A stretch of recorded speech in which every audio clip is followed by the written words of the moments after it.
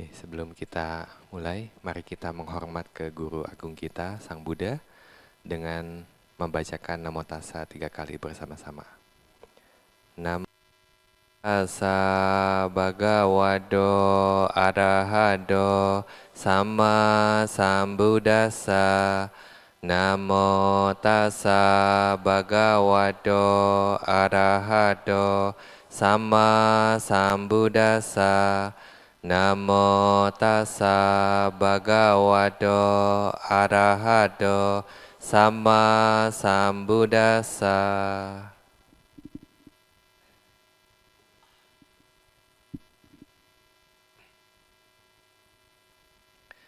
Oke, ini merupakan penutup retret ya. Ya, sebagian sudah ada yang mempersiapkan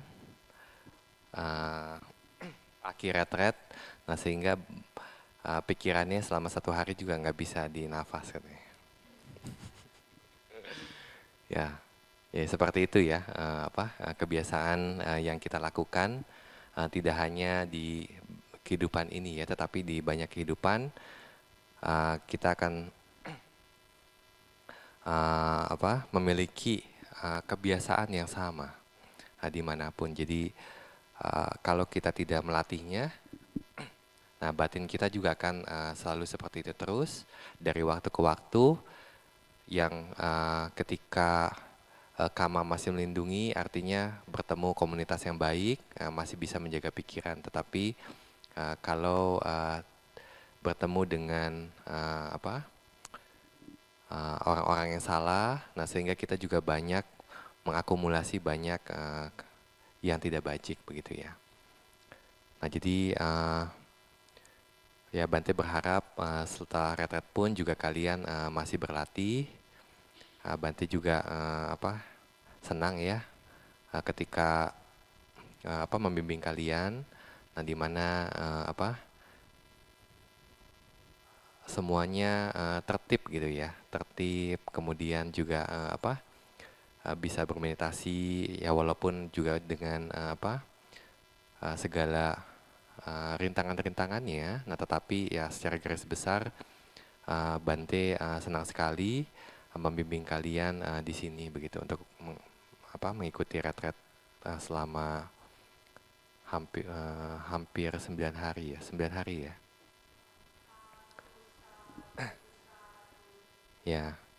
Ya, sebagian sudah mulai juga masuk, sebagian sudah mulai mencapai konsentrasi benar sesuai yang Sang Buddha ajarkan.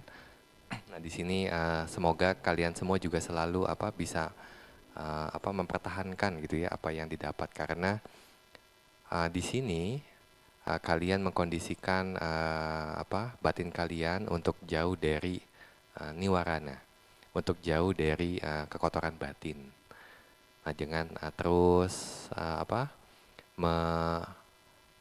mengalihkan perhatian kalian itu selalu ke objek meditasi yang mungkin secara kebiasaan, nah kalian itu selalu berpikir ke sana kemari yang juga berasosiasi dengan yang tidak bajik. Nah, di sini kalian dilatih untuk terus-menerus memperhatikan objek meditasi kalian. Nah, jadi perjuangan kalian pun juga tidak sia-sia ya. Nah, jadi bukan berarti ketika batin kita ini masih berada di kondisi yang tidak bajik, atau ketika masih banyak pikiran gitu, bukan berarti kita ini tidak improve atau kita itu tidak maju. Nah, tetapi sebenarnya kalian juga di sini selalu mengumpulkan potensi kebajikan. Nah, tidak hanya meditasi, kalian juga berdana, kalian juga mengambil sila, kalian juga mendengarkan dhamma, berdiskusi dhamma begitu ya. Nah, ini kebajikan-kebajikan yang kalian lakukan juga selalu ditujukan untuk pencapaian nibbana. Nah, ini yang disebut sebagai parami. Nah, jadi parami ini ya ketika tindakan ya sudah dilakukan, di mana tindakan ini juga sudah lewat. Nah, tetapi karma itu sebagai potensi. Nah, jadi potensi ini yang dikatakan juga parami kalian. Nah, parami yang mengikuti kalian yang kebajikan seperti ini tidak bisa dirampas oleh orang lain, tidak bisa dicuri oleh orang lain. Bahkan kalau harta mungkin kalian tinggalkan kalau sudah meninggal, tetapi harta ini kalian akan terus bawa dari satu kehidupan ke kehidupan yang berikutnya. Nah, sampai pencapaian nibbana. Di mana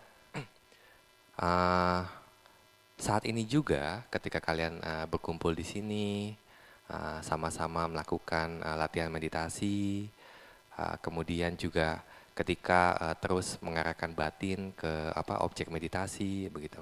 Nah, sebagian ada yang sangat cepat untuk mendapatkan konsentrasi. Nah, ini juga sebenarnya dikondisikan oleh karma ini. Nah, karma yang mengikuti kalian dari satu kehidupan ke kehidupan yang berikutnya. Nah, karma yang juga bisa menjelaskan. Nah, ada yang sebagian ketika melatih konsentrasi, nah dia sangat mudah untuk mencapai konsentrasi. Nah, ada yang melatihnya tetapi sulit untuk mencapai konsentrasi begitu. Nah, ini yang disebut parami yang kalian bawa dari satu kehidupan ke kehidupan berikutnya. Nah, kalau kita melihat konsep yang tadi Bante jelaskan, nah, kalau kita saat ini tidak berusaha untuk mengumpulkan kebajikan ini, nah lewat meditasi, lewat mengambil sila dan seterusnya. Nah, artinya kita akan semakin jauh dari parami yang sudah kita usahakan dari waktu ke waktu begitu ya. Nah, jadi semakin kita lalai, nah semakin kita jauh dari parami. Nah, tetapi semakin kita menjaga, berlatih, nah semakin kita merawat parami kita. Nah, jadi parami ini dirawat maksudnya apa? Nah, jadi kalian kondisikan berlatih sila, nah selalu berlatih sila. Nah, walaupun juga retret telah berakhir, nah bukan berarti mengambil silanya juga selesai, enggak. Nah, berarti harus ada proses yang terus berjalan begitu. Proses yang terus harus kalian ambil. Nah, di sini kalian akan terus merawat parami kalian sendiri. Dengan kalian juga berlatih meditasi, nah di rumah pun juga bisa berlatih meditasi. Nah, ini juga kalian merawat parami kalian. Nah, Sang Buddha menjelaskan bahwa kita harus mengembangkan dua hal, yaitu adalah samatha dan vipassana. Nah, berlandaskan sila, nah kita berlatih samatha dan vipassana. Nah, ini adalah kondisi yang kita usahakan untuk berbuahnya hasil kebajikan yang sebelumnya sudah kita kumpulkan. Nah, jadi ketika kalian sedang melakukan kebajikan, nah biasanya kalian beraspirasi idame punyang nibbana sappacchehotu.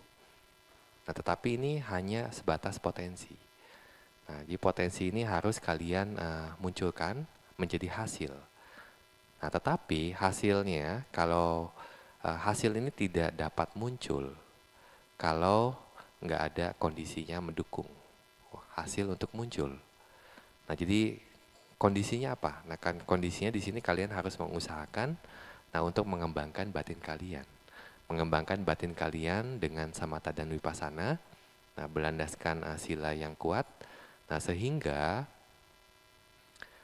parami yang sudah kalian rawat dari satu kehidupan ke kehidupan berikutnya, ke kehidupan berikutnya lagi, selama sepanjang di samsara. Ya, Bante sudah sampaikan alam samsara itu sangat panjang. Nah, kita berkumpul di sini artinya kita juga sudah pernah bertemu dalam dhamma di kehidupan-kehidupan sebelumnya. Nah, di mana kita masih bisa latihan bareng, kita masih bisa mendengar ajaran Sang Buddha, kita masih bisa mendengar ajaran yang sejati, yang membimbing kita untuk pencapaian nibbana. Nah, semua ini adalah parami. Nah, parami yang mengkondisikan kalian bisa mengenal Dhamma, bisa ke wihara, begitu ya, bisa meditasi, punya waktu luang untuk meditasi. Nah, ini juga nggak mudah zaman sekarang ya, zaman sekarang. Nah, jadi parami ini kalau kalian tidak usahakan, kalian rawat begitu ya. Jadi beberapa pencapaian yang kalian dapatkan di dalam retret meditasi. Nah, kalau kalian tidak pertahankan ataupun juga kalian tingkatkan, nah di sini kita tidak bisa memanen hasilnya. Ya, jadi ibaratkan kalau pohon mau berbuah tapi belum ada pohonnya. Nggak bisa ya. Ya, jadi itu hanya seperti ibaratnya itu masih biji mangga. Nah, tetapi mau membuahkan hasil nggak bisa karena masih nggak ada apa-apa begitu. Nah, ini juga sama. Kalau kita tidak merawat parami yang sudah kita jalankan, latihan meditasi yang sudah kalian jalankan, kalau kalian tidak pertahankan, nah bagaimana kondisi untuk mendapatkan hasil nibbana itu bisa tercapai kalau kalian tidak usahakan. Nah, di sini Bante juga berharap walaupun setelah retret meditasi selesai, nah kalian juga terus berlatih, nah sehingga rintangan batin yang sudah kalian perjuangkan selama retret ini untuk bisa kalian singkirkan secara sementara, nah itu akan terus kalian bisa jaga. Nah, sehingga ketika kalian meditasi, nah kalian mudah untuk mendapatkan konsentrasi begitu. Karena rintangan batin itu sudah kalian istilahnya menjaga jarak dengan rintangan batin. Nah, jadi rintangan batin, nah ketika kalian di sini, nah kalian berusaha untuk terus mengabaikan. Nah, sehingga kalian bisa memunculkan konsentrasi. Nah, tetapi kalau kalian lalai, artinya nanti rintangan batin ini akan menjadi mendominasi kembali. Nah, sehingga ketika nanti mungkin kalian mengikuti retret yang berikutnya ataupun juga retret panjang, nah kalian punya waktu begitu. Nah, kalian akan berkutat di menyingkirkan 5 rintangan batin lagi.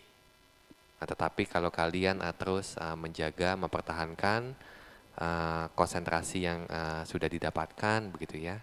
Nah, jadi kalian akan dengan mudah untuk terus menyingkirkan 5 rintangan batin dan kalian bisa progres. Nah, jadi ketika kalian bertemu dengan guru, nah kalian pun juga akan melanjutkan latihan kembali. Nah, ini penting yang mungkin juga kalian harus jalankan begitu ya. Ya, kita harus komitmen. Mau nggak komitmen? Hah? Ya, jadi komitmennya mungkin bisa terlihat nanti setiap hari jam 7 datang buat chanting sampai jam 8:30 ya, meditasi 1 jam di sini. Bisa. Bante dengar cuman nggak nyampe 10. Bante dengar nggak nyampe 10 ya. Nanti kita harus rajin juga ya untuk merawat. Kalau ada yang bilang ke Bante kalau di rumah nggak bisa meditasi begitu ya. Ya karena pikirannya bukan di objek meditasi, makanya nggak bisa meditasi. Makanya kalau di rumah nggak bisa meditasi, nah kalian boleh datang ke sini. Ya, jadi meditasi bersama. Jadi terkadang komunitas itu juga penting ya. Jadi komunitas penting. Kalau kita latihan sendiri di rumah, nah biasanya juga mudah untuk menyerah. Ya ngantuk sedikit langsung pindah tempat ya. Ya, dari tempat meditasi langsung ke tempat tidur. Kalau capek sedikit juga berhenti gitu ya.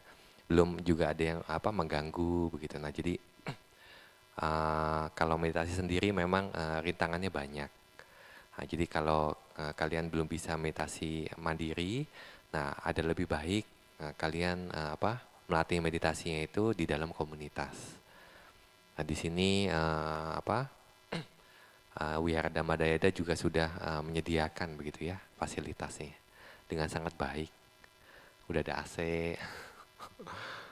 nyaman gitu, meditasinya juga nyaman. Kemudian juga ada para bante juga yang menemani kalian meditasi begitu ya. Ya ini satu kegiatan yang sangat positif gitu, yang mungkin bisa kalian usahakan, walaupun mungkin nggak bisa tiap hari, tetapi kalian juga bisa bermeditasi sebanyak yang kalian bisa begitu dalam 1 minggu. Nah, sehingga ini akan menjadi rutinitas yang baik. Nah, di mana ketika bertemu juga nanti yang ditanyakan objek meditasinya sampai mana, begitu ya. Bukan gosip yang bermunculan begitu ya. Nah, jadi ini akan membuat sasana kita ini menjadi panjang umur, membuat sasana atau masa ajaran Buddha ini semakin panjang. Nah, tetapi kalau kita tidak mengusahakannya, masa ajaran Buddha ini akan mudah sekali hilang. Memang Sang Buddha memberikan ramalan mengenai masa ajaran Buddha itu suatu saat pun juga akan hilang, yang ditandakan akhirnya dengan Datu Sasana itu. Nah, di dalam kitab penjelas makna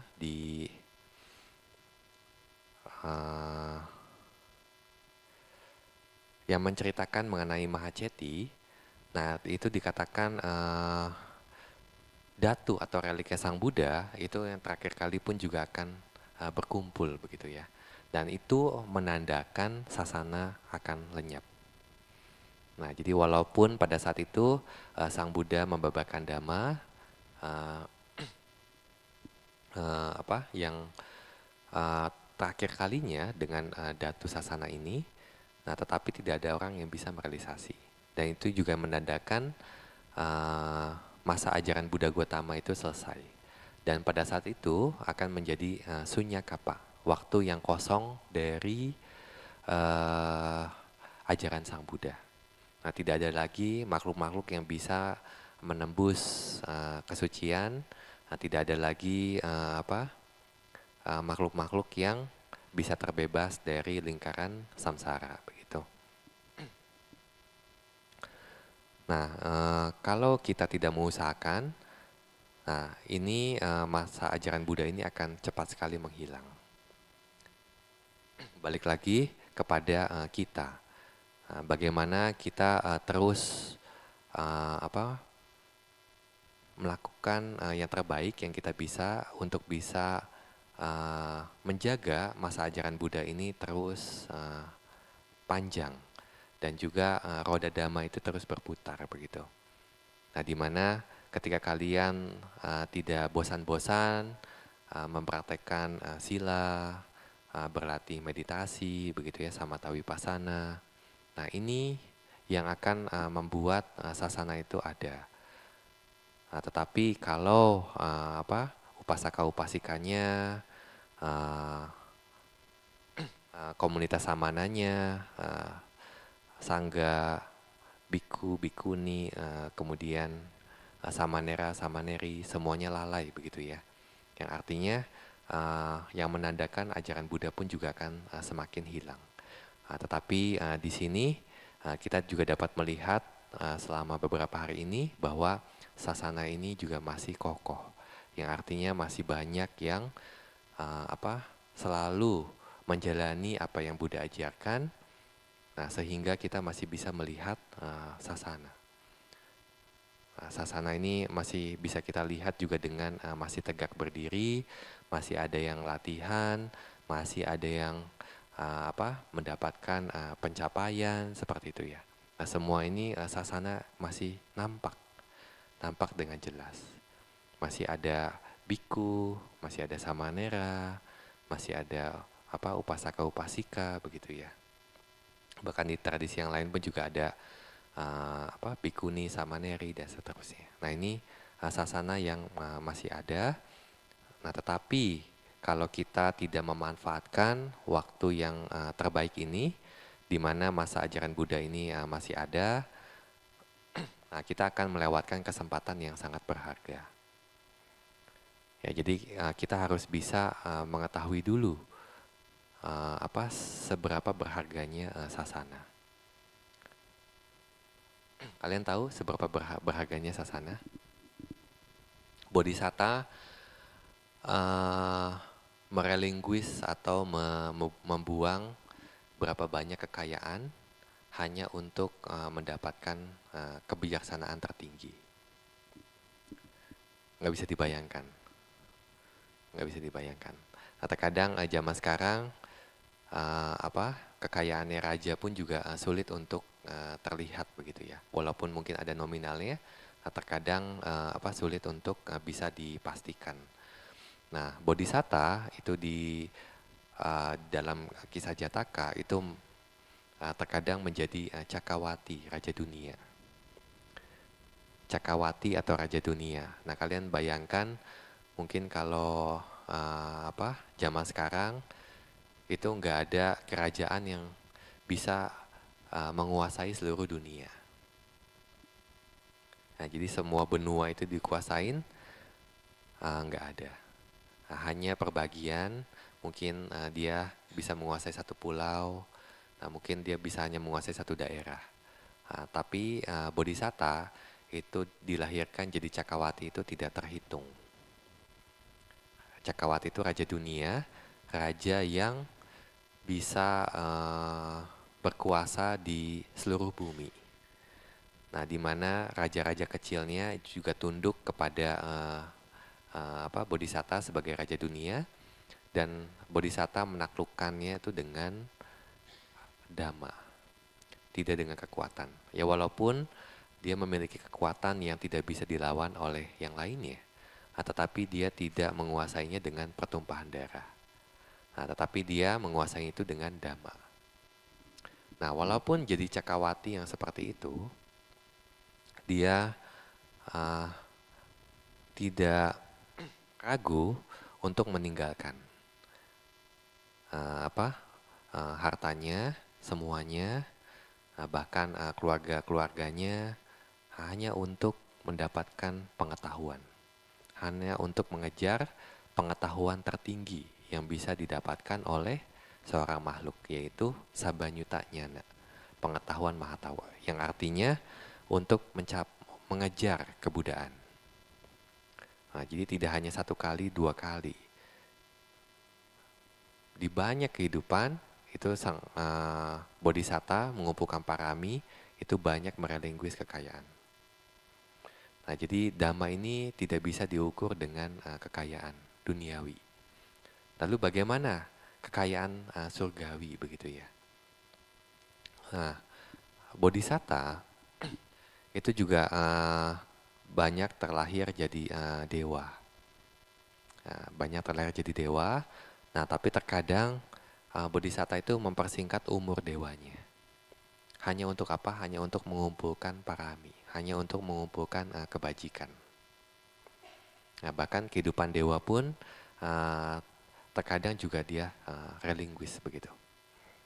Nah, kekayaan surgawi pun juga nggak membuat dia tertarik untuk menikmatinya. Nah, tetapi hanya fokus ke tujuannya, yaitu adalah Sabanyuta Nyana. Nah, di banyak kehidupan, di waktu yang panjang, selama 4 ASEAN Kea dan 100.000 Mahakapa. Nah, seberharga itunya dhamma. Bahkan ketika Sang Buddha mencapai penerangan sempurna, menjadi sama Sang Buddha, menjadi individu yang tertinggi di 3 alam. Nah, pada saat itu Sang Buddha berpikir, kepada siapa saya harus menghormat? Kenapa? Karena orang yang tidak memiliki sesuatu untuk dihormati itu bukan orang yang baik. Nah, jadi uh, Sang Buddha berpikir atau mencari di seluruh dunia, tidak hanya di dunia tetapi di sistem cakrawala, di 31 alam kehidupan, bahkan di luar atau di 31 alam kehidupan yang lainnya. Mencari siapa individu yang melebihi atau yang lebih tinggi pencapaiannya itu dari Sang Buddha. Apakah makhluk Brahma ada yang lebih tinggi? Nah, Sang Buddha menyelidiki. Apakah dewa ada? Apakah manusia ada juga yang memiliki kebijaksanaan yang bahkan lebih tinggi dari pencapaian Sabanyutanyana ini? Nah, ketika dicari itu nggak ada. Nggak ada. Tetapi apa yang Buddha lakukan? Oh, saya akan menghormat kepada Dhamma. Dhamma yang sudah dicapai ini. Nah, jadi Sang Buddha tetap menghormat kepada Dhamma. Nah, artinya di sini Dhamma itu tidak bisa diukur dengan pencapaian duniawi, kekayaan duniawi, kekayaan surgawi. Bahkan kelahiran sebagai makhluk yang tertinggi di antara makhluk yang lainnya seperti kelahiran di alam Brahma. Nah, semua itu tidak bisa menyaingi Dhamma Ratana ini atau Permata Dhamma. Ya, di sini Dhamma yang sebegitu mulianya yang kalian sekarang ini bisa dengar, yang kalian sekarang ini bisa latih. Yang sekarang ini kalau kalian jalankan secara konsisten, secara terus menerus gitu ya. Jadi tidak bosan lagi mengaplikasikan batin kalian ke Dhamma ini, ke Dhamma ini. Nah, nanti penembusan pun juga bisa tercapai. Nah, ini yang disebut sasana. Ini Dhamma yang sangat sulit untuk didapatkan dengan segitu banyak perjuangan, dan Dhamma ini sendiri itu juga punya waktunya. Jadi ketika muncul pun satu saat ini Dhamma yang bisa mengantarkan kita untuk mencapai pembebasan ini juga nanti lama-lama akan hilang. Nah, ini yang harus kalian selalu ingat di dalam batin, selalu ingat di dalam pikiran kalian, sehingga kalian akan terus menjalankan praktek Sila Samadipanya ini sampai satu saat kalian juga bisa mencapai Nibbana. Ya, semoga kalian semua dengan segera bisa mengakhiri penderitaan untuk mencapai Nibbana. Oke, kemarin Bante ada hutang satu pertanyaan ya ke Min Min. Dia bingung mengenai Supatipano, Uju Patipano, Nyaya Patipano, Samici Patipano. Nah, ini Bante ambil dari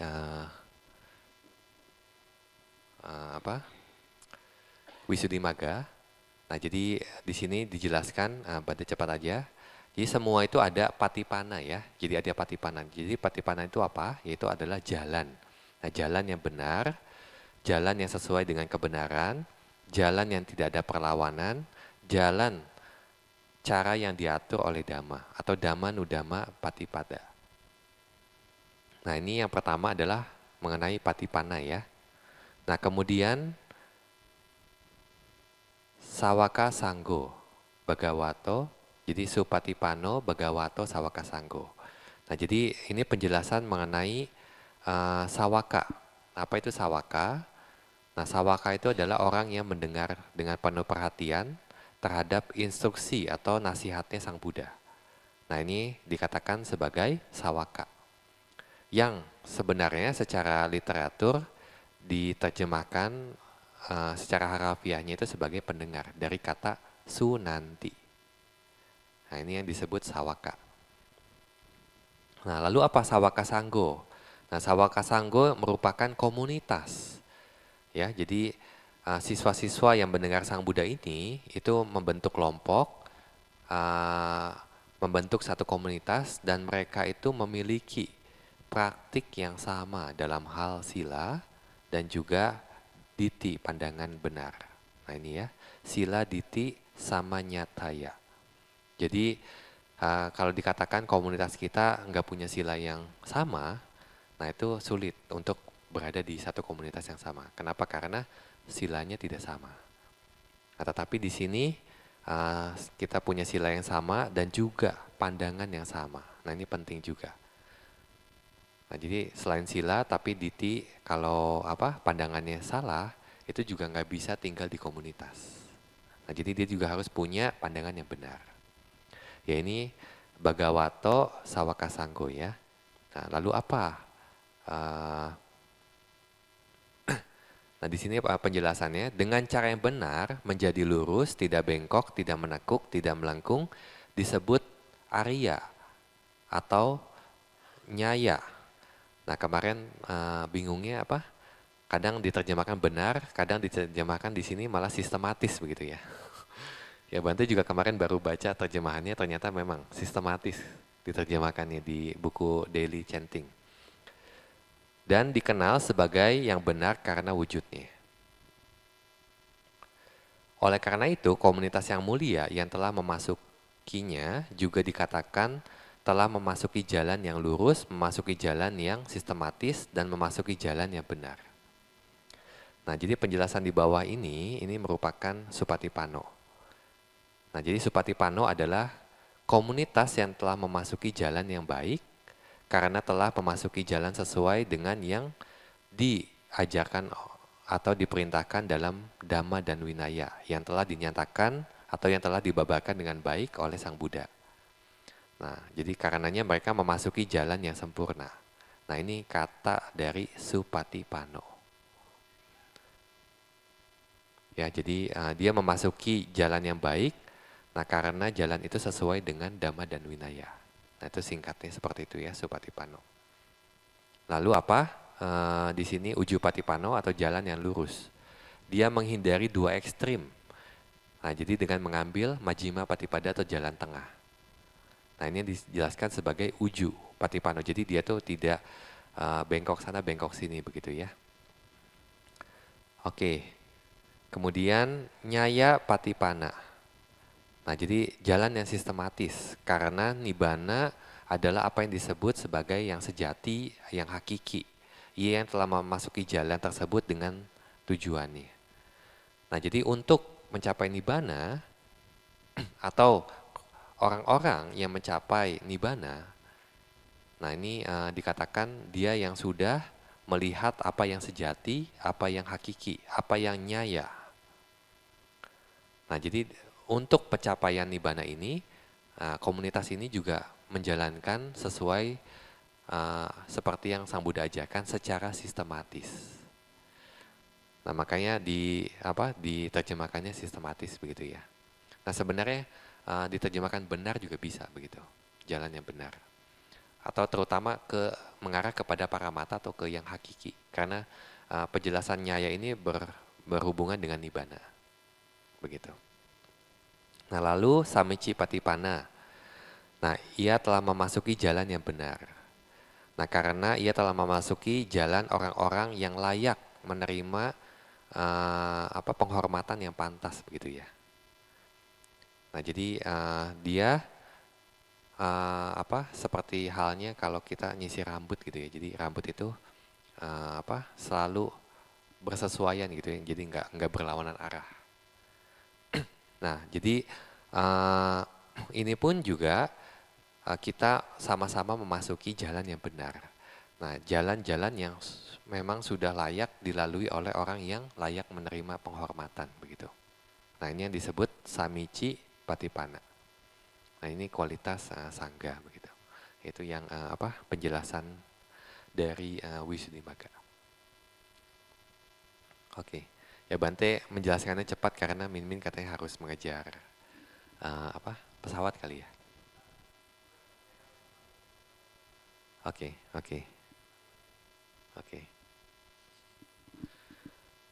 Oke, ya itu penjelasan dari Bante. Mungkin kalau ada yang kurang jelas atau ada yang ingin ditanyakan, Bante persilakan.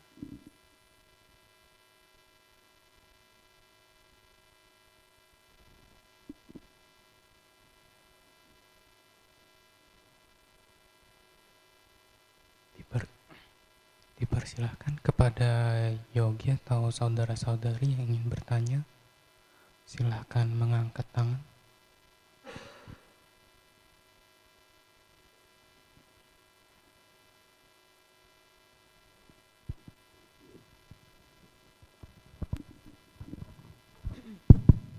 Wandami Bante, tadi Bante ada menyatakan Sunyakapa itu masa di mana ajaran Sang Buddha telah lenyap.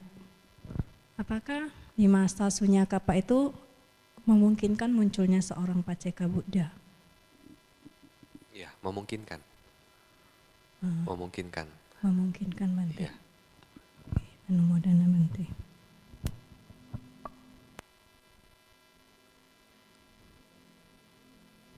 Ada lagi yang mau bertanya?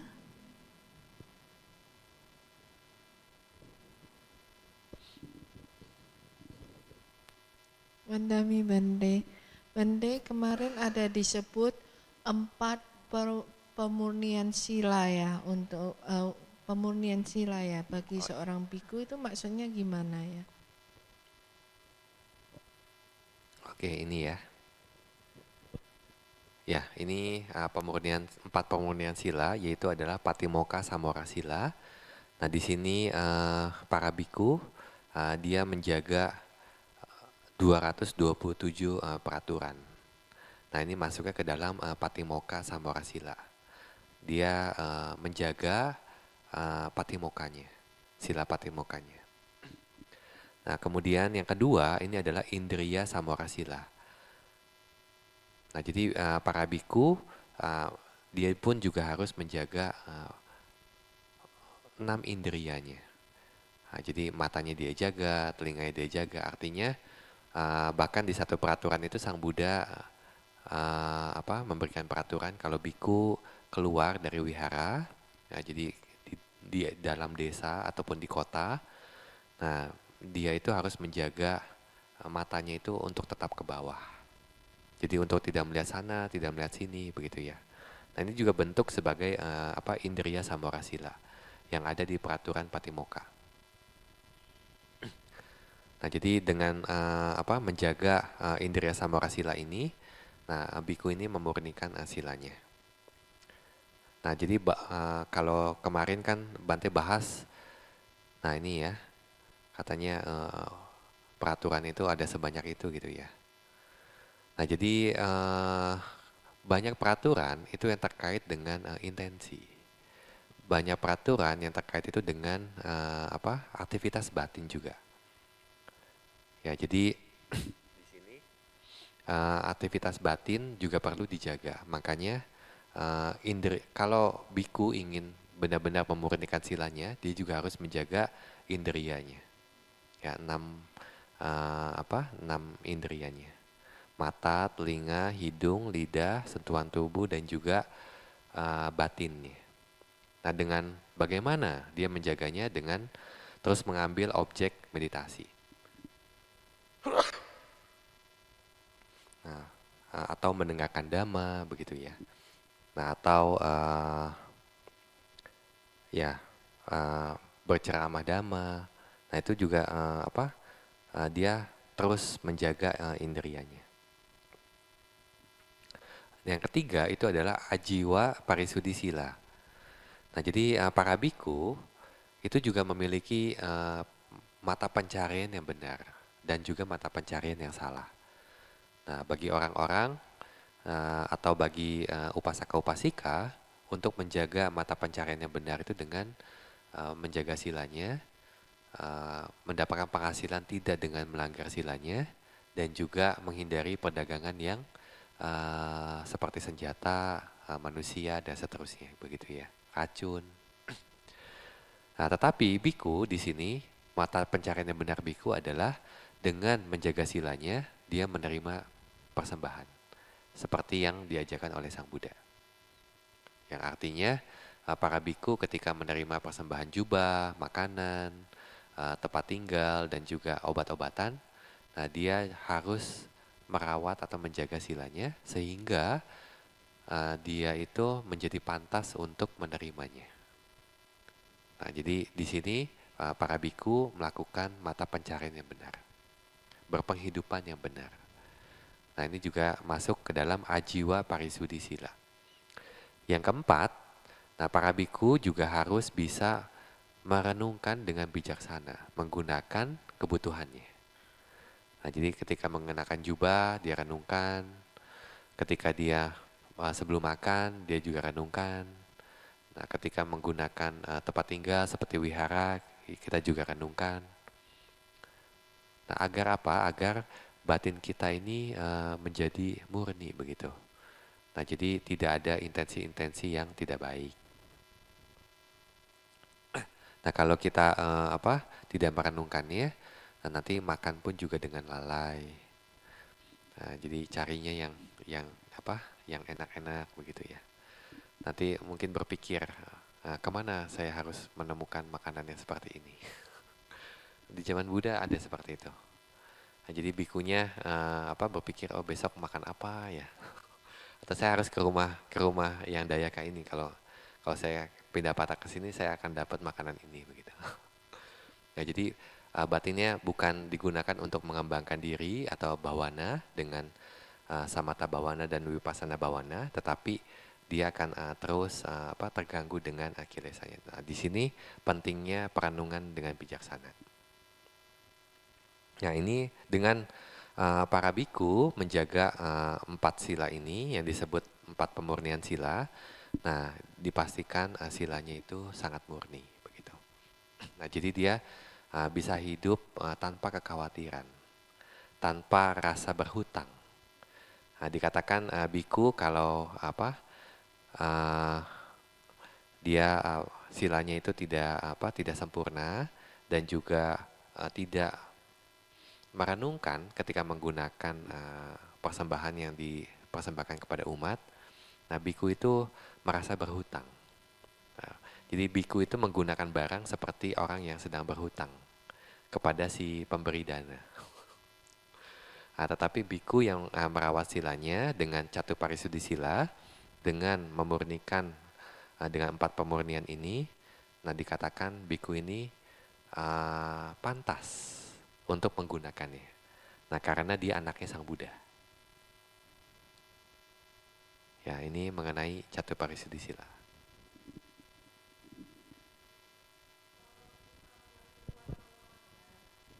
Maaf Bante, kalau misalnya umat melanggar kan kita ngambil sila kembali tiap pagi atau tiap apa.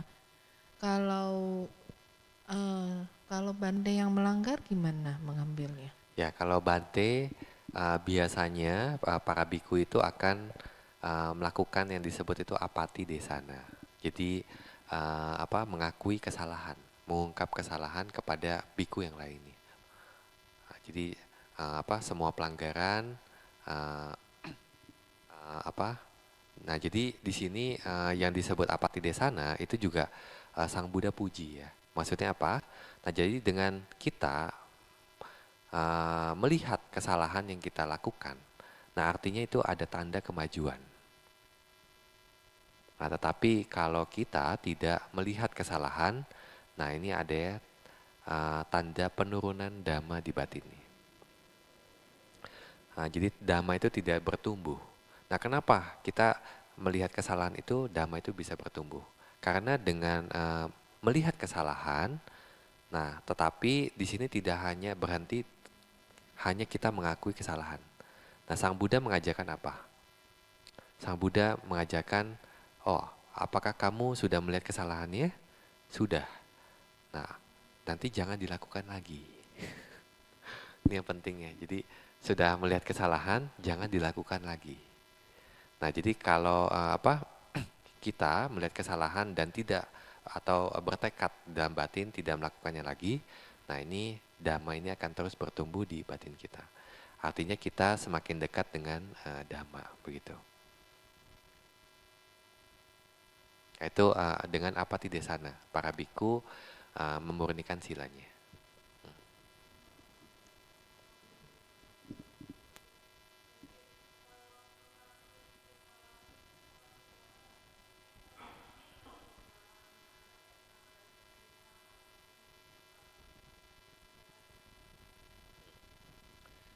Ya, jadi mengakui kesalahan itu dapat dilakukan untuk pelanggaran-pelanggaran eh, hampir semuanya selain parajika. Ya, jadi yang namanya patimokkha sila itu ada banyak jenisnya. Jadi ada kategori yang disebut pelanggaran berat, pelanggaran ringan begitu ya. Nah, jadi parajika ini adalah pelanggaran yang paling berat. Nah, makanya katanya itu adalah atau istilahnya adalah parajika. Jadi terkalahkan begitu loh.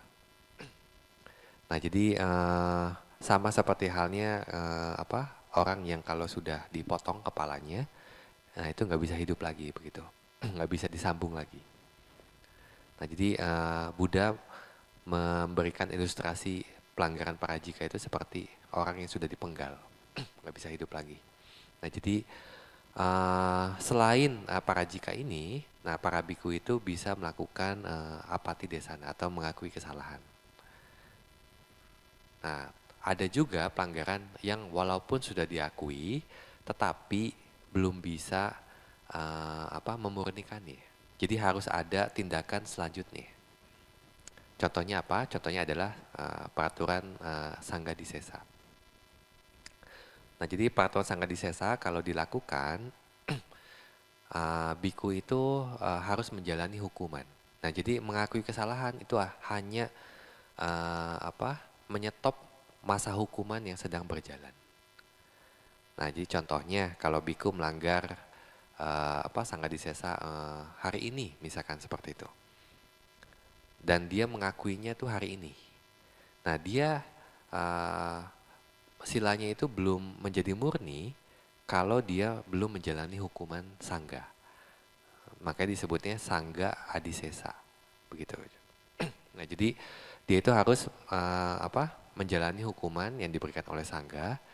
Nah, jadi karena dia mengakui pada hari itu juga, nah jadi hukumannya itu hanya 6 hari yang kita sebut manata. Nah, tetapi kalau dia simpan pelanggaran ini, dia tidak akui, mungkin besok, mungkin lusa, atau mungkin ketemu sampai patimokkha berikutnya, di mana para biku itu biasa akan melakukan apati desana sebelum pembacaan patimokkha. Nah, contohnya misalkan 2 minggu begitu. Nah, jadi nanti ketika dia mengakui kesalahan, dia menyetop pelanggarannya. Tetapi silanya belum murni. Nah, jadi dia itu harus menjalani hukuman sangga. 6 hari ditambah 2 minggu. Nah, itu yang disebut memberhentikan apati desana, mengakui kesalahan sebagai menghentikan masa hukuman begitu. Nah, tapi kalau dia tidak akui setahun, 2 tahun, nah dia akan menjalani hukuman 2 tahun plus 6 hari. Nah, itu peraturan sangga disesa. Ada peraturan yang walaupun diakui selain sangga disesa tetapi belum bisa memurnikannya. Contohnya adalah nisagia pacittiya. Nah, mungkin kalian sering mendengar ya istilah, oh ini barang nisagia begitu. Atau oh ini nggak boleh diterima karena ini adalah nisagia. Nah, jadi nisagia pacittiya ini adalah pelanggaran yang kita harus akui. Nah, setelah diakui, kalau kita belum membuang barang yang kita terima secara tidak layak atau yang disebut barang nisagia ini, belum kita buang, belum kita buang. Nah, ini silanya itu belum murni, walaupun dia sudah melakukan pengakuan kesalahan atau apati desana. Nah, ada pelanggaran yang selain itu.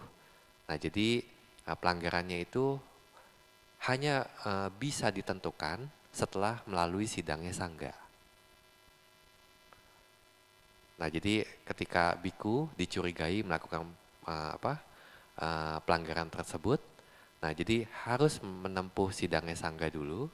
Nah, baru nanti akan diarahkan apakah ini pelanggarannya parajika, sangga disesa ataupun hanya pelanggaran pacittiya yang hanya harus diakui saja. Nah, ada pelanggaran yang setelah dilanggar, nah cukup diakui pelanggaran sila bikunya itu sudah murni kembali. Nah, itu kira-kira apa klasifikasi peraturan biku yang ada di Patimokkha Sila.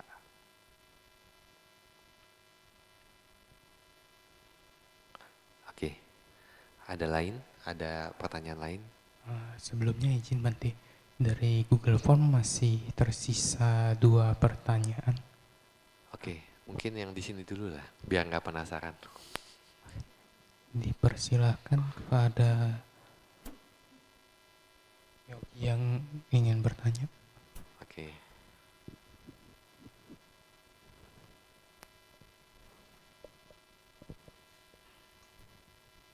Wandami Bante. Bante bisa jelaskan mengenai Sila Bata Paramasa Bante? Ya, Sila Bata Paramasa itu terkait pandangan yang dia itu percaya bahwa dengan melakukan praktek-praktek seperti menirukan sapi, menirukan anjing begitu. Jadi praktek-praktek salah yang lainnya, dan dia percaya bahwa dengan melakukan praktek ini akan mengarahkan dia untuk pencapaian nibbana. Nah, ini yang disebut Sila Bata Paramasa. Nah, terutama seperti contohnya orang yang melakukan Dukkata Carya ya. Jadi praktek-praktek yang menyiksa diri begitu ya. Nah, karena mereka percaya bahwa dengan menyiksa diri ini akan mencapai nibbana. Nah, ini Sila Bata Paramasa. Dan ini pernah dilakukan oleh Bodhisatta. Jadi kalau kita baca cerita Jataka, nah satu kali Bodhisatta itu juga menjadi petapa yang seperti ini. Nah, di mana menjelang kematiannya, yang tadinya dia percaya itu dia akan terbebas gitu ya, tetapi ternyata menjelang kematiannya, image atau pikiran, objek pikiran yang muncul di batinnya itu adalah pemandangan neraka. Jadi pemandangan alam neraka begitu ya. Nah, jadi karena Bodhisatta itu juga orangnya bijaksana ya. Jadi dia memahami, oh ini berarti yang saya lakukan ini salah. Jadi dia membuang latihannya. Jadi dia cepat-cepat membuang pandangan salahnya atau yang disebut Sila Bata Paramasa ini. Nah, dan juga dengan dia membuangnya, nah batinnya itu menjadi tenang. Nah, sehingga objek nerakanya hilang. Nah, yang dikatakan objek neraka ini sebagai gati nimitta. Jadi objek yang muncul menjelang kematian begitu. Nah, terutama di mana dia akan dilahirkan. Nah, jadi ini pemandangan seperti alam atau pemandangan seperti tempat atau pemandangan seperti rumah di mana dia itu akan tinggal di kehidupan berikutnya. Nah, ini yang disebut sebagai Sila Bata Paramasa. Nah, jadi seorang Sotapanna, nah dia sudah melihat mana yang jalan, mana yang bukan jalan.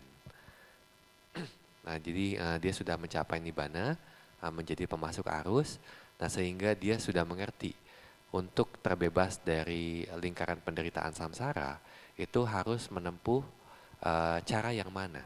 Dia sudah paham. Nah, makanya dia sudah benar-benar menghancurkan yang disebut Sila Bata Paramasa ini. Bante, itu untuk mencapai Sotapanna kan seseorang harus memusnahkan 3 belenggu hidup, yaitu salah satunya pandangan salah, Sila Bata Paramasa, dengan yang ketiga keraguan ya. Kenapa Sila Bata Paramasa tidak masuk dalam pandangan salah, Bante? Kenapa nggak disatukan gitu? Ya, itu terkait mungkin untuk mengklasifikasikan yang terkait mengenai pandangan akan diri. Ini menyangkut dengan atta begitu ya. Nah, jadi ada diri atau ada inti, ada roh yang selalu berpindah dari satu kehidupan ke kehidupan yang berikutnya. Nah, ini yang disebut Sakaya Ditti. Nah, kemudian Sila Bata Paramasa ini yang terkait mengenai latihan yang sama. Baik Bante, Anumodama Bante. dipersilahkan kepada yogi selanjutnya yang ingin bertanya.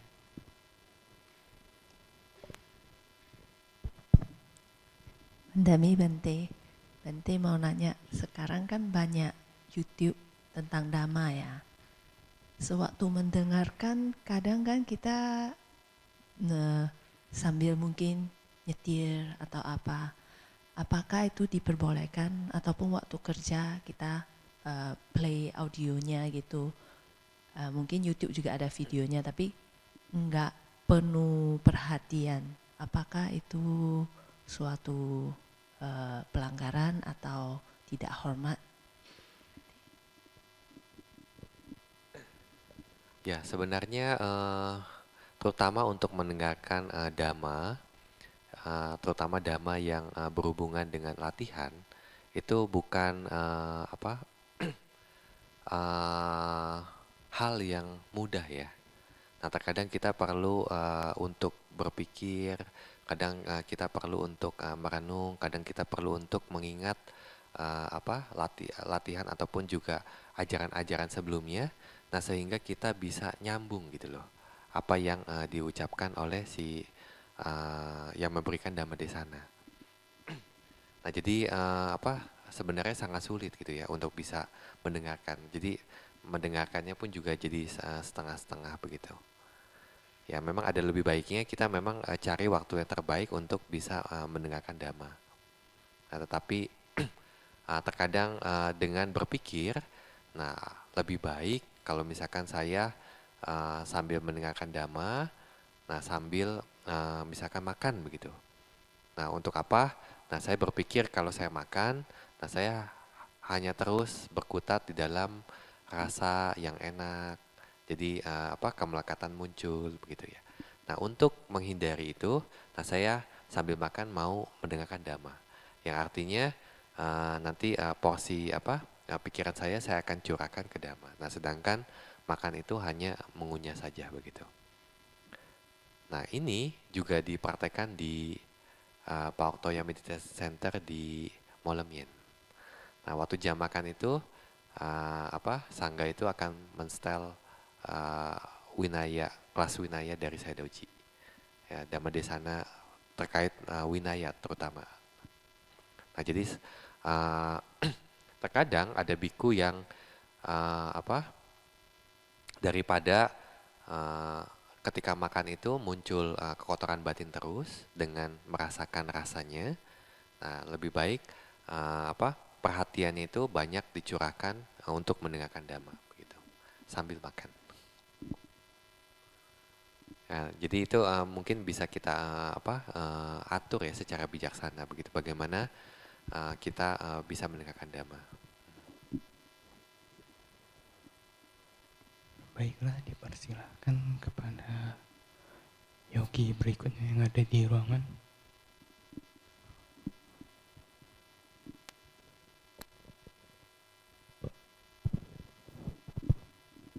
Mandami Bante,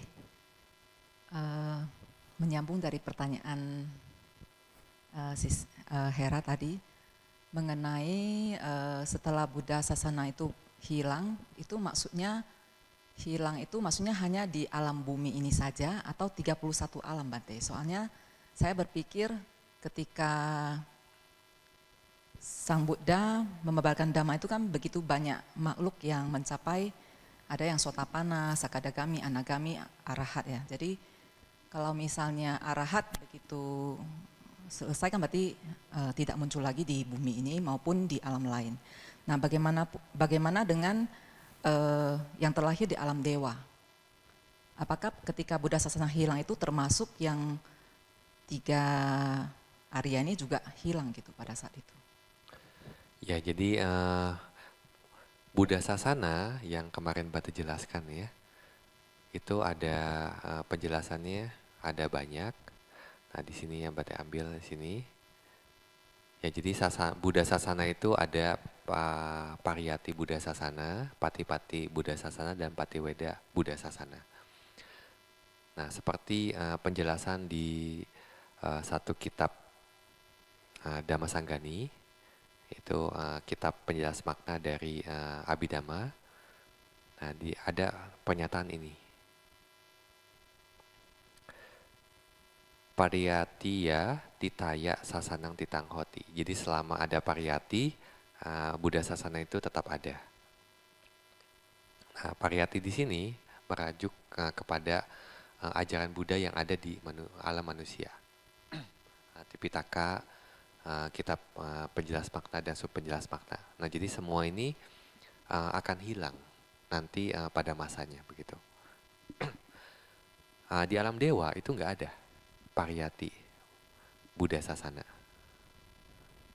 Nah, yang ada makhluk-makhluk suci yang mempraktekkan ajaran Buddha yang dijelaskan sebagai pati-pati Buddha sasana dan patiweda Buddha sasana. Nah, tetapi itu pun hanya terbatas.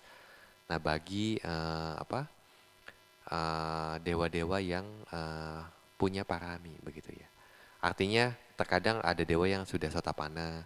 Nah, dia bisa melanjutkan latihannya begitu sampai patiweda Buddha sasana.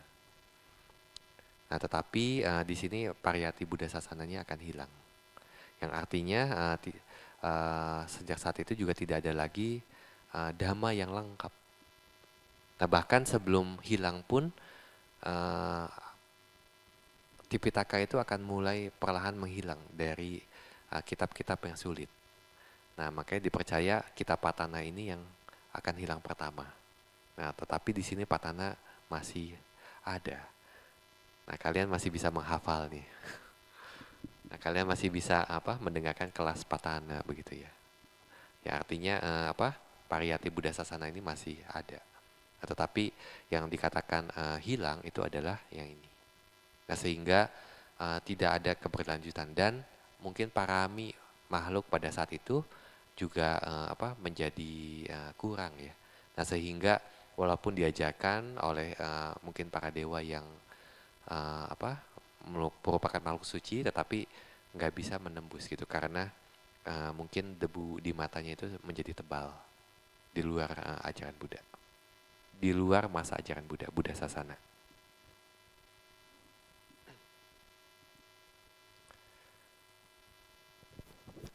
Anamodami Bante sudah mengerti. Oke. Dipersilakan kepada saudari-saudari sekalian yang ingin bertanya, silakan mengangkat tangan. Oke, sampai jam berapa ya? Waduh.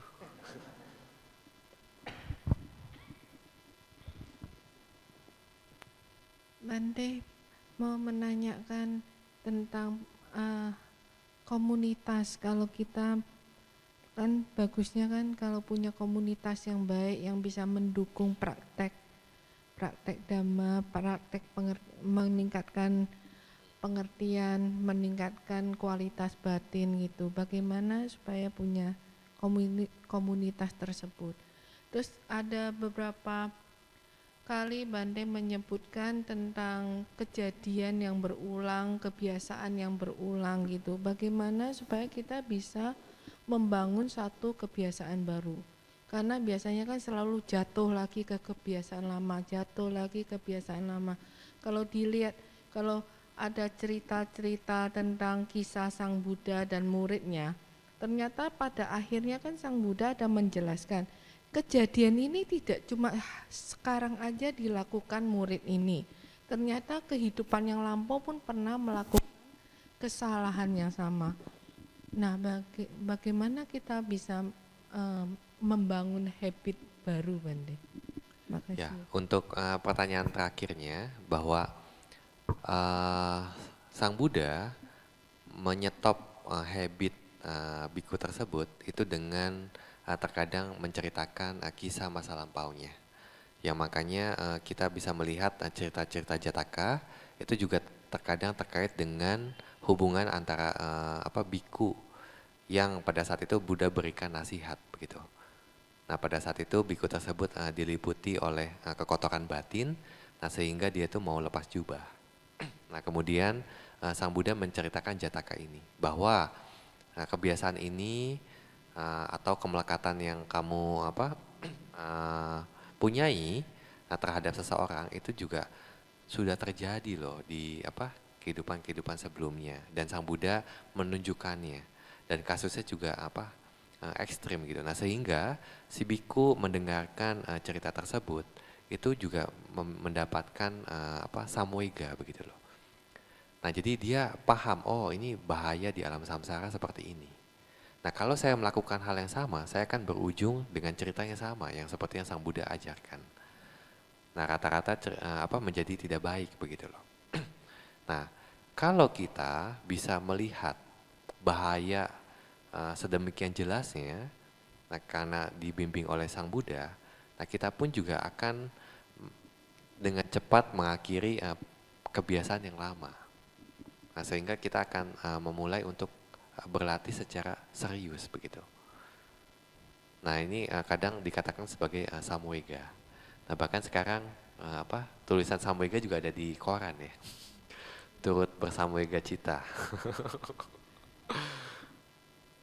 Ya, jadi bodhisatta itu melihat pertanda sehingga samoeganya itu muncul. Seperti orang tua, kemudian orang sakit, orang mati, petapa begitu. Samoeganya baru muncul. Nah, jadi dari yang awalnya menikmati kesenangan indrawi, seperti layaknya makhluk-makhluk yang lainnya, makhluk duniawi. Nah, semenjak samoeganya muncul, nah Sang Buddha meninggalkannya, yang artinya secara serius berlatih. Nah, Cilina Naga kapan ketemunya? Samoega ini. Setiap orang beda-beda ya. Setiap orang beda-beda. Ada yang cukup dinasehati oleh Sang Buddha, jadi hanya Sang Buddha membabarkan dhamma, mendengarkan dhamma, orang itu merenungkan, oh sungguh sulit ajaran Sang Buddha kalau saya praktekkan sebagai perumah tangga. Nah, di zaman Sang Buddha, orang yang seperti ini banyak. Jadi mendengarkan sutta, mendengarkan ceramahnya Sang Buddha. Nah, di akhir ceramah itu banyak yang mau jadi biku. Nah, berpraktek secara serius. Nah, kemudian ada jenis orang yang berlatih dhamma itu setelah mendapatkan duka. Nah, tetapi dukanya itu secara eksternal. Contohnya apa? Kehilangan orang yang dia cintai, kehilangan keluarga terdekatnya. Nah, dengan pengalaman seperti itu yang membuat dia itu sedih, nah sehingga dia mau memunculkan samoeganya untuk berlatih secara serius.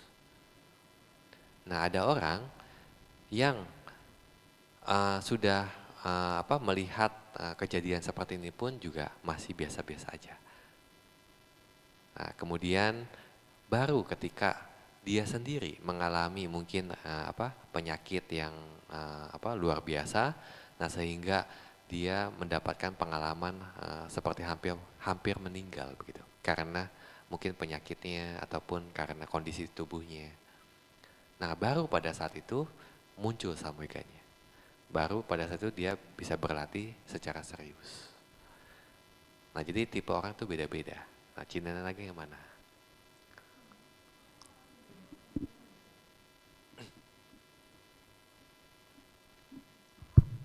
Bante, kalau mendengar Bante ceramah ataupun Bante-Bante yang lain Dhamma Desana, itu kan kadang-kadang yang timbul di dalam batin itu, oh, aku nggak tahu yang ini, aku nggak ngerti yang ini. Yang ini, oh ternyata begitu luas ajaran Sang Buddha. Lah kalau misalnya kita mau ini, maksudnya masuk ke dalam kehidupan Buddha Sasana gitu ya Bante ya. Mau mulai dari mana Bante? Bingung.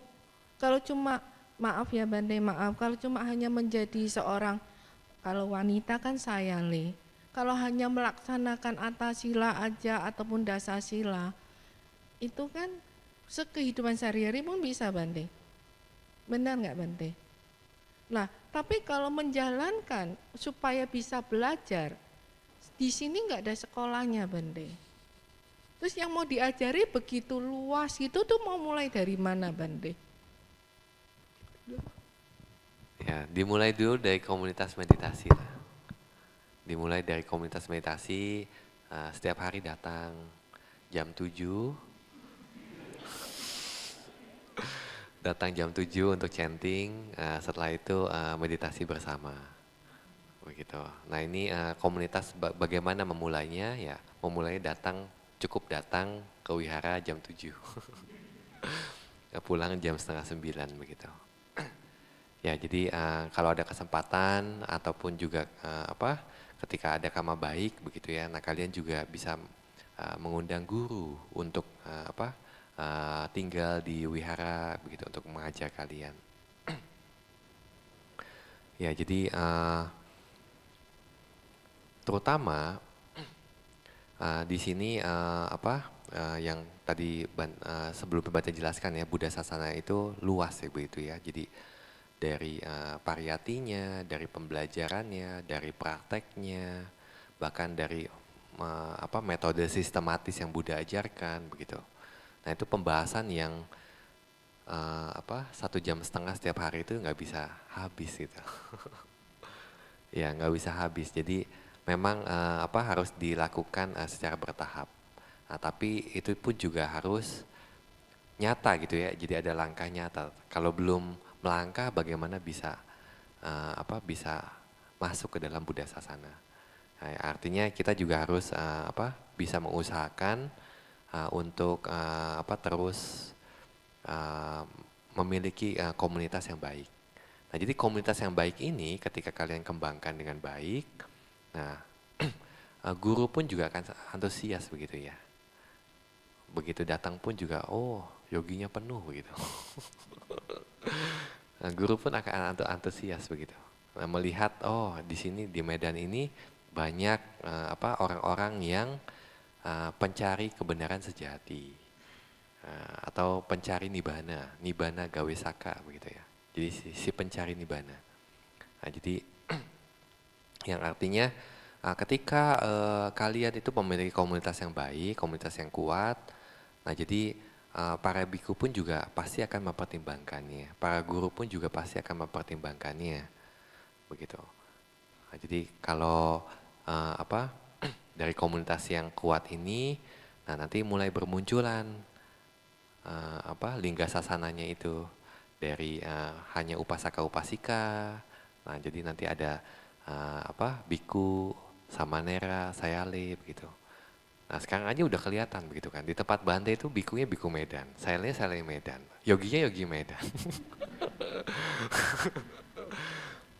Ya, sudah terlihat begitu. Nah tapi di sini ya bagaimana kalian mengusahakan komunitas yang baik, nah sehingga komunitas yang baik itu ketika datang itu dengan harmonis begitu ya. Nah ketika menjalankan aktivitasnya pun juga dengan harmonis, bubarnya pun juga dengan harmonis begitu. Sering mengadakan pertemuan ya, artinya kalian setiap hari kalau sering datang, nah ini selalu membentuk komunitas yang sehat, komunitas yang baik. Nah, jadi kalau kalian terus lakukan hal-hal yang seperti ini, nah, nanti dan juga komunitas yang baik itu juga kalian harus selalu berpikir bahwa oh bagaimana ya biar bisa ada arahat yang tinggal di komunitas ini. Itu juga salah satu membuat komunitas kita itu semakin kuat. Nah, jadi kalian kalau punya pikiran seperti itu dan menjalankan sesuai yang Sang Buddha ajarkan, nah kalian juga sedang membentuk satu komunitas yang baik, nah sehingga kalian juga bisa berpraktek dhamma lebih baik lagi.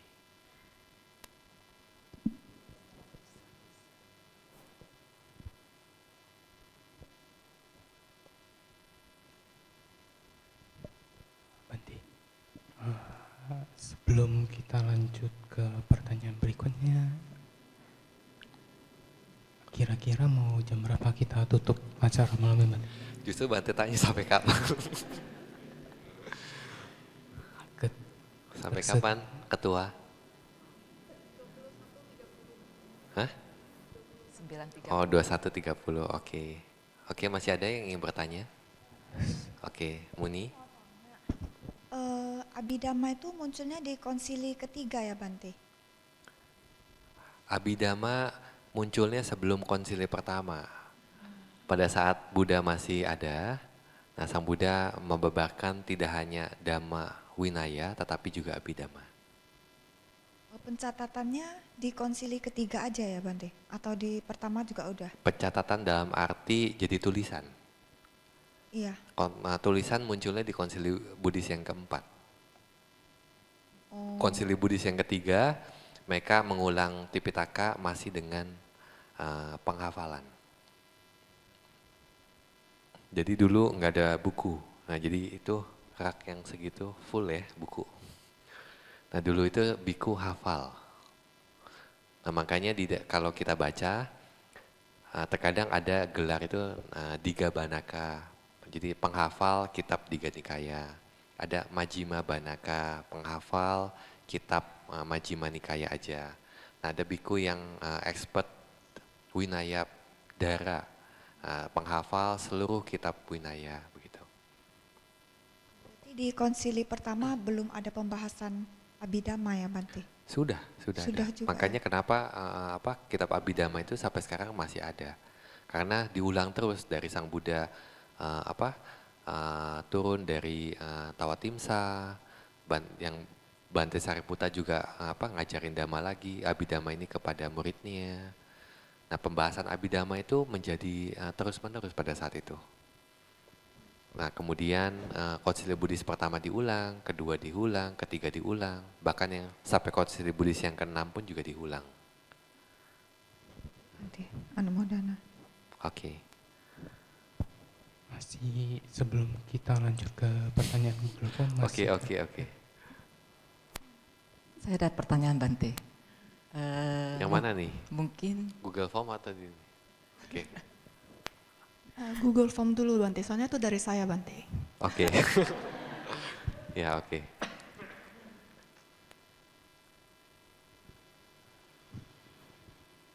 Untuk pertanyaan dari Google Form, Wandami Bante, bagaimana keadaan batin seseorang yang sedang berada di tahap jana 1, 2, 3, dan jana 4, dan apakah pada tahap jana masih terdapat pikiran mengembara yang sesekali lewat? Bagaimana keadaan batin pada saat jana pertama? Nah ini bisa kita lihat di dalam kalau kita belajar Abhidhamma. Nah, contohnya waktu kita belajar Abhidhamma Patasanggaha, nah di sana juga dijelaskan. Nah, jadi bagaimana proses batin seseorang yang bisa mencapai jana begitu ya. Nah itu ada penjelasannya. Nah di mana perbedaannya, ya, jadi kalau batin biasa, nah itu proses batin yang mungkin dimulai dari pintu pikiran begitu ya, kemudian nanti ke jawana, kemudian nanti ada pencatatan, nah kemudian nanti akan masuk lagi ke dalam bawangga. Nah jadi nanti setelah bawangga kemudian muncul kembali proses pikiran yang sama lagi dan seterusnya. Dan jadi selalu ada interupsi begitu. Nah sedangkan perbedaan orang yang mencapai jana, nah itu momen masuk ke dalam jana itu dia batinnya itu tidak terputus, tidak melalui kesadaran bawangga lagi. Yang artinya ketika dia bisa pertahankan 1 jam, nah selama 1 jam momen pikirannya itu yang muncul lenyap itu tidak masuk ke bawangga. Begitu. Nah, kemudian pertanyaan yang berikutnya lagi, nah memang di dalam konsentrasi jana itu juga ada istilahnya itu ada tingkatannya begitu. Maksudnya kualitas konsentrasi jananya itu tidak sama antara satu dengan yang lainnya.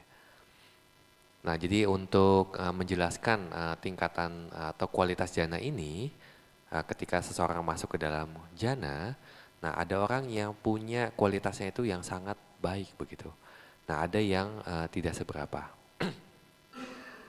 Nah di dalam Tipitaka itu dijelaskan contohnya Sang Buddha, nah ketika lagi masuk ke dalam pencapaian jana, nah pada saat itu turun hujan yang sangat lebat. Dan pada saat itu Sang Buddha sedang meditasinya itu di tengah sawah. Jadi di tengah sawah itu biasanya ada kayak rumah-rumah sawah begitu ya. Tempat buat berteduh, buat petani berteduh. Nah jadi Sang Buddha sedang meditasi di sana. Nah kemudian di dekat sana, di dekat petak sawahnya itu ada petani yang sedang membajak sawah dengan kerbaunya. Nah kemudian si petani ini kena petir. Jadi petirnya itu menyambar. Nah kalau petir menyambar kan suaranya itu kan kencang sekali begitu ya. Nah, tapi Sang Buddha nggak tahu. Sang Buddha ini tahunya itu ketika hujan sudah reda. Nah Sang Buddha sedang meditasi jalan. Nah jadi pas meditasi jalan, nah orang-orang itu banyak berkumpul. Nah terus kemudian bertanya ke Sang Buddha. Sang Buddha tahu nggak ada ini petani yang sedang membajak dan mati tersambar petir? Oh saya nggak tahu. Sang Buddha nggak tahu karena Sang Buddha tercerap dalam pencapaian jananya. Nah jadi bahkan suara pun juga tidak membuat konsentrasi jana Sang Buddha itu terganggu.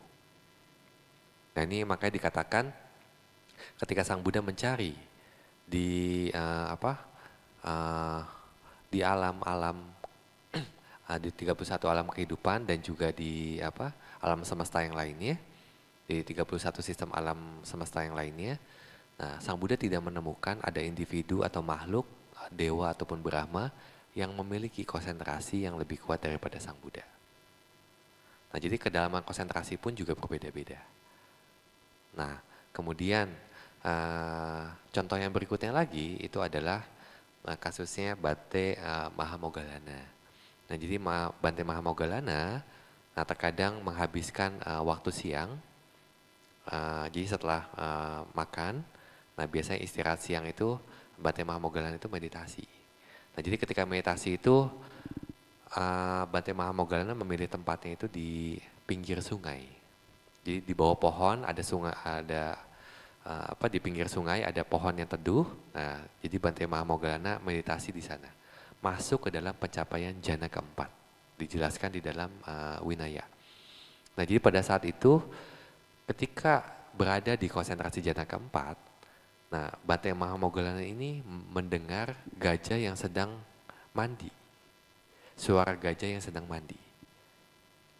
Nah padahal sedang tercerap di dalam konsentrasi jana keempat, yang artinya momen pikiran jananya ini itu terganggu dengan suara.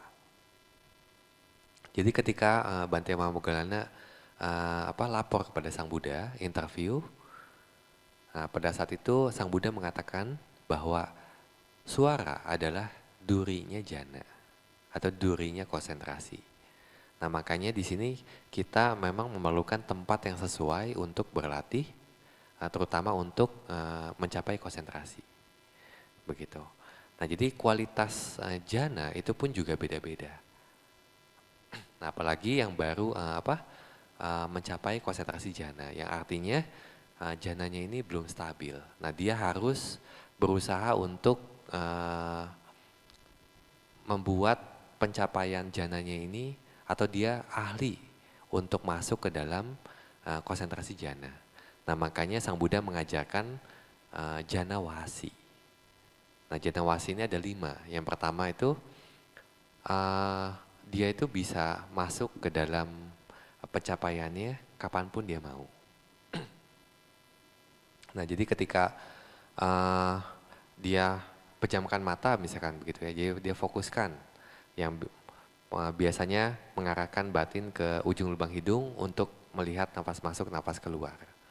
Nah jadi yogi yang bisa mempertahankan atau sedang melatih jana wasi ini, nah dia harus bisa ketika pejamkan mata itu, nah muncul objek untuk masuk ke dalam konsentrasinya, yaitu adalah Patibhaga Anapananimitta. Nah jadi Patibhaga Anapananimitta ini adalah tanda konsentrasi yang muncul dari dia memperhatikan nafas masuk, nafas keluar. Nah tetapi karena saking mahirnya, nah jadi ketika dia mau masuk, dia juga bisa masuk kapanpun dia mau. Nah ini adalah jana wasi yang Sang Buddha ajarkan. Mungkin nggak? Mungkin. Ya, jadi ini cerita yang Bante tidak bosan untuk menceritakan nih. Bahwa waktu Bante diundang ke China, nah pada saat itu ada satu komunitas ngundang Bante untuk memberikan ceramah begitu ya, Dhammadesana. Nah jadi di akhir Dhammadesana itu ada yang tanya ke Bante mengenai meditasi 4 elemen. Nah jadi Bante tanya pengalaman meditasinya itu seperti apa. Nah jadi dia ceritakan bahwa dia tuh sudah meditasi 4 tahun, sekitar 3-4 tahunan begitu. Nah jadi semenjak ada biku yang datang ke China, terus mengadakan retret meditasi, seperti di sini begitu ya. Jadi ada biku yang datang ke sana mengajarkan meditasi dan dia terus melatihnya. Jadi setiap kali ada biku yang datang, terutama guru meditasi, nah dia akan tanya.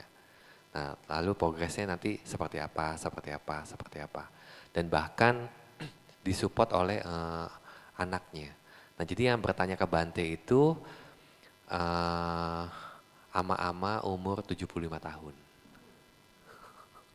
Ya, baru mengenal ajaran Buddha setelah 70 tahun. 71 ya berarti saat itu ya, 71, 72 begitu. Baru mengenal ajaran Buddha, langsung praktek meditasi. Nah, jadi dia terus latih, jadi sejak pertemuan pertama dari retret meditasi, nah dia terus latih meditasi. Nah, jadi kalian juga jangan bosan ya untuk datang tiap hari jam 7. Nah, untuk terus dikembangkan gitu ya, dipertahankan, dikembangkan konsentrasinya. Nah, seperti ama ini ya. Jadi ya dia rajin latihan. Kemudian pada saat dia bertemu Bante, pada saat itu dia tanya meditasi 4 elemen. Nah, sebenarnya latihan 4 elemen itu seperti apa? Nah, jadi biasanya Bante akan tanya dulu, sudah pernah latihan meditasi atau belum? Dan dia ceritakan pengalamannya, bahwa dia waktu belajar meditasi pertama itu dengan Anapanasati. Dan kemudian sekarang yang menurut penjelasan ama ini, nah dia mau latihan Vipassana begitu loh. Lalu Bante tanya, latihan Anapanasati itu seperti apa? Nah, jadi dia jelaskan, Bante, kalau saya pejamin mata, saya arahin ke ujung lubang hidung. Nah, ini nimitanya ini sudah ada di sini. Nah, jadi dia mau masuk, kapanpun dia mau masuk, nah dia bisa masuk ke dalam konsentrasi jhana. Yang artinya dia juga sudah berlatih jhana wasi. Nah, jadi mungkin nggak seseorang itu bisa berlatih kapanpun dia mau masuk ke dalam pencapaian jhana, dia bisa lakukan. Nah, kalian bisa mencontoh si ama ini. Ini wasi yang pertama, yaitu yang disebut masuk kapanpun yang dia mau ke dalam jhana. Nah, yang kedua itu adalah dia itu bisa mempertahankan konsentrasi jhananya itu sesuai waktu yang dia tentukan. Nah, jadi dia determinasi, semoga saya berdiam dalam konsentrasi jhana selama 1 jam. Nah, jadi selama 1 jam, nah pikirannya itu tidak terinterupsi oleh yang lain, tetapi hanya tercerap kepada objek konsentrasinya. Nah, itu keahlian yang lainnya. Yang kedua, yang ketiga adalah keahlian dia itu keluar dari konsentrasi jhana sesuai determinasinya. Nah, ini juga untuk keluar dari konsentrasi jhana itu juga perlu keahlian. Karena ada yogi-yogi yang memiliki konsentrasi yang kuat, nah sehingga dia itu bisa bertahan dalam waktu yang panjang. Nah, jadi untuk keluar dari konsentrasi pun juga perlu keahlian. Nah, kemudian yang keempat, nah dia itu ketika mengarahkan keluar dari konsentrasi jhana, mengarahkan batinnya untuk melihat ke arah area jantung atau bawangga untuk melihat faktor jhana. Nah, jadi untuk mengarahkan batin melihat faktor jana, ini adalah keahlian yang keempat. Nah, keahlian yang berikutnya adalah di mana dia itu memahami faktor jana itu seperti apa. Nah, jadi untuk mengarahkan batin itu adalah satu keahlian, dan memahami faktor jana itu pun juga keahlian yang lainnya. Nah, jadi ini yang disebut sebagai janawasi. Nah, jadi Nah, ketika seseorang bisa berlatih janawasi ini, nah dia bisa meningkatkan kualitas konsentrasinya. Nah, semakin dia latih, nah semakin kuat konsentrasinya. Nah, semakin sulit suara itu bisa menginterupsi konsentrasinya, begitu. Yaitu sekilas mengenai konsentrasi atau batin yang berada di konsentrasi jana. Ya, sesuai dengan apa yang Sang Buddha ajarkan di dalam teks. Bante, berhubung masih tersisa satu pertanyaan, tetapi waktu sudah 9.30. Ya, bagaimana Ketua? Hah? Oke, terakhir ya.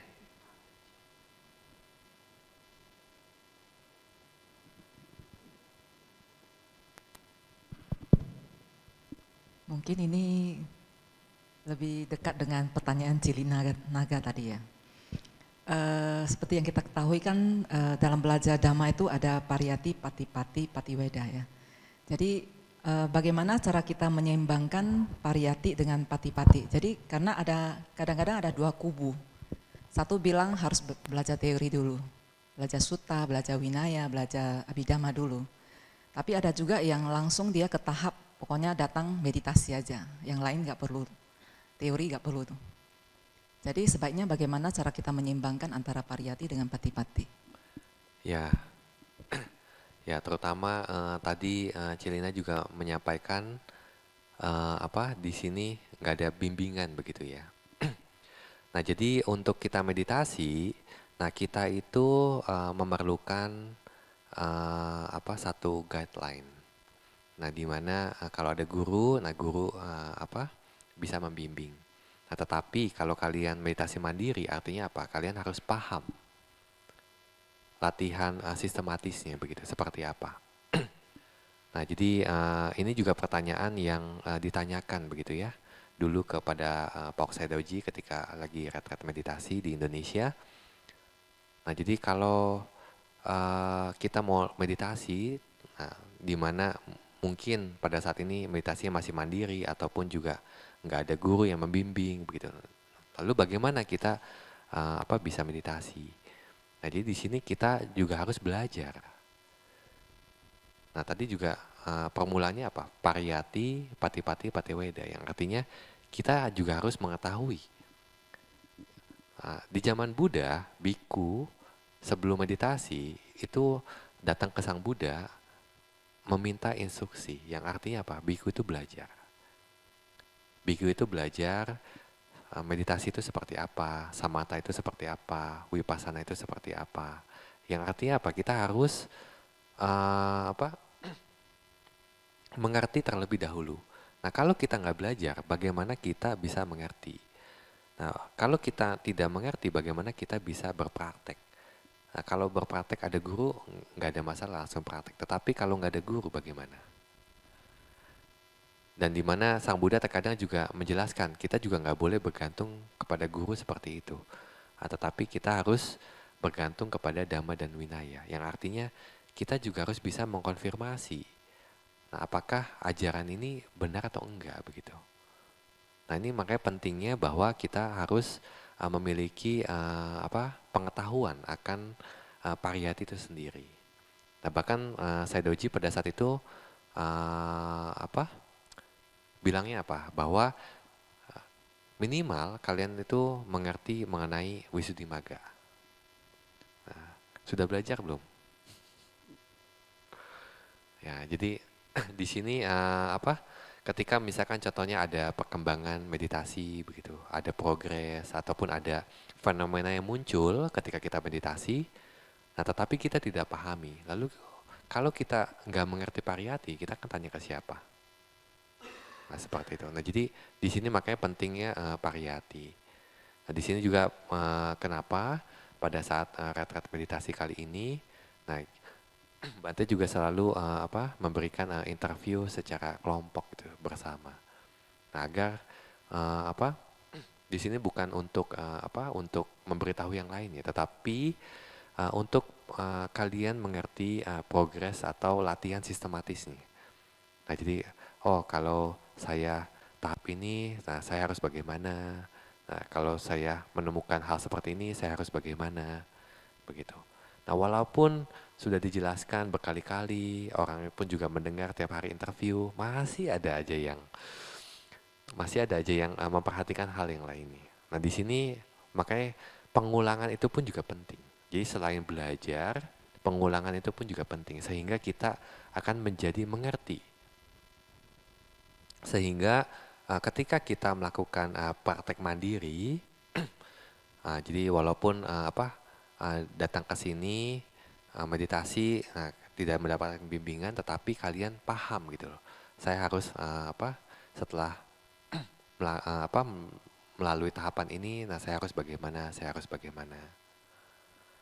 Nah, ini penting. Jadi pariyati itu juga penting.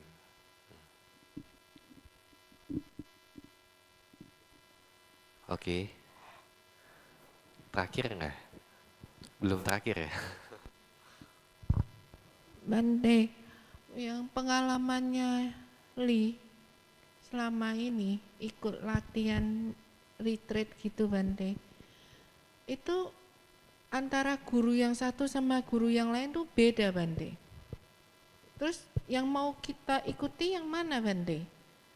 Di satu guru yang ini, maaf Bante, ini seperti contoh yang ini. Kadang dalam meditasi waktu di tempat gelap itu kan kadang-kadang itu ada gambaran. Terus waktu interview ceritalah Li sama guru. Guru itu cuma mengatakan Bante, kita itu cari cahaya, bukan cari kegelapan. Oh, berarti salah. Li kan pikirnya gitu.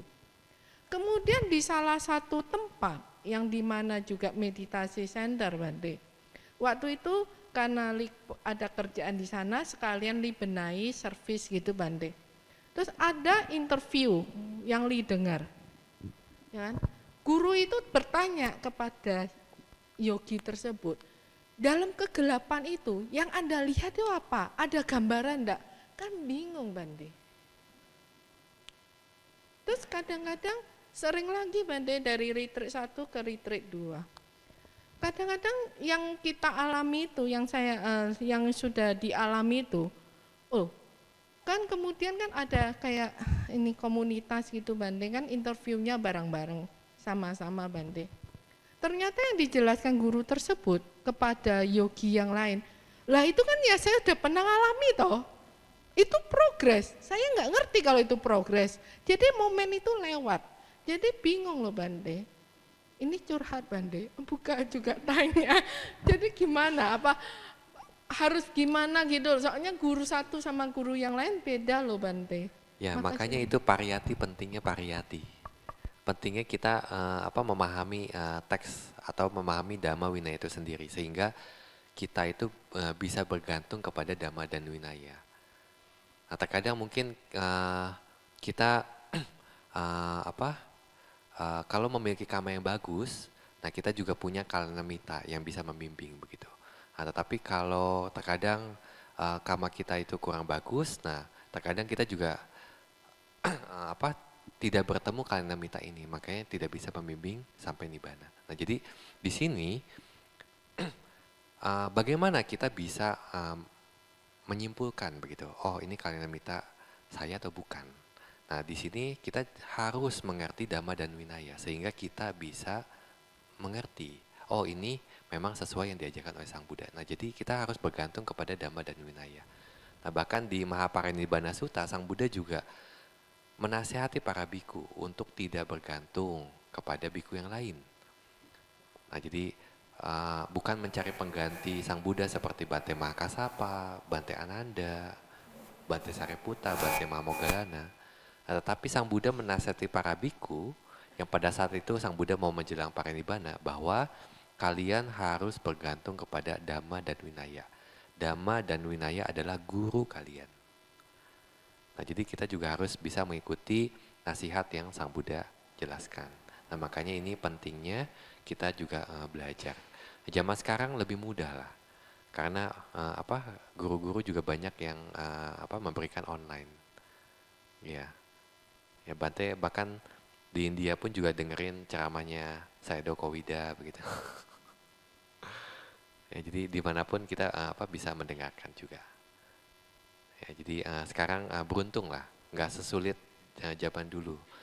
Jadi mau mendengarkan Dhamma itu kita harus pergi ke Myanmar, pergi ke Molemien, meluangkan berbulan-bulan begitu.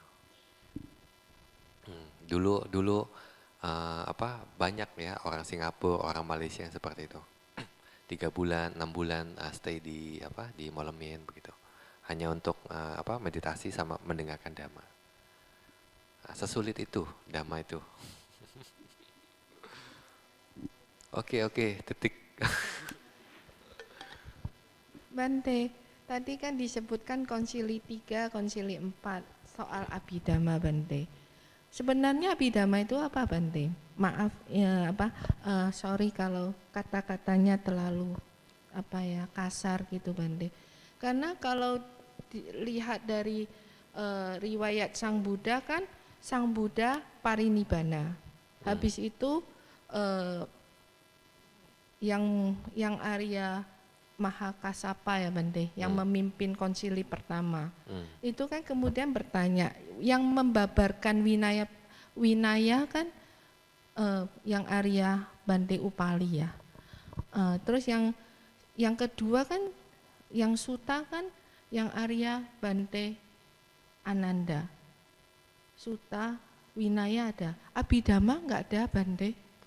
Tidak dijelaskan Bante siapa yang membabarkan. Dari keterangan beberapa biku Bante, ada yang mengatakan bahwa Abhidhamma itu termasuk Sutta Pitaka.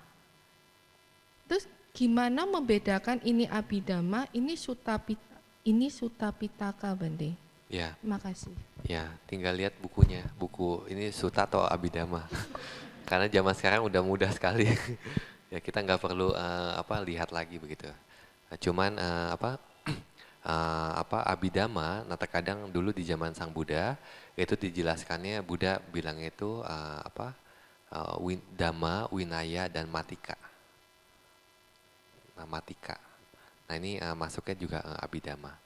Nah, terutama kenapa diklasifikasikan atau dikumpulkan begitu ya. Koleksinya menjadi Abhidhamma Pitaka itu ya karena isinya itu hanya Paramata Desana. Nih yang 3 ya. Jadi yang disebut desana atau ajarannya Sang Buddha itu bagi menjadi 3, yaitu Anadesana yang menyangkut Vinaya Pitaka, nih Vihara Desana ini Sutanta Pitaka, dan Paramata Desana. Nah, jadi ajaran yang hanya mengajarkan paramata atau kebenaran sejati begitu. Nah, jadi kalau kita lihat pun di buku Abhidhamma itu sendiri, subjeknya itu cuma 5 gitu loh. Jadi cuma Cita, Cetasika, Rupa, Nibbana, dan juga Panyati ya. Panyati ya.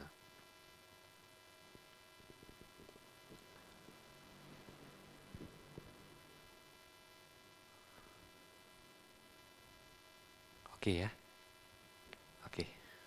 Karena waktu sudah lewat batas, izinkan saya berterima kasih kepada Bante yang telah bersedia menjadi guru pembimbing pada acara retreat kali ini. Semoga Bante selalu dalam keadaan yang sehat. Kemudian saya juga mengucapkan terima kasih kepada ketua panitia dan jajaran timnya yang ikut mendukung kelancaran proses acara ini. Semoga kita selalu dalam keadaan yang sehat dan semoga dengan kebajikan yang kita kumpulkan dapat membantu dalam pencapaian magga, phala, dan nibbana. Sadu, sadu, sadu. Baiklah sahabat Dhamma, marilah kita bersikap anjali menutup acara hari ini dengan pelimpahan jasa. Mohon bimbingannya Bante. Oke. Etawata ca ammehi sambatang punya sampadang sabe dewa numodantu sabe buta numodantu sabe satta numodantu sabba sampati sidia idame nyatinang hotu sukita hontu nyatayo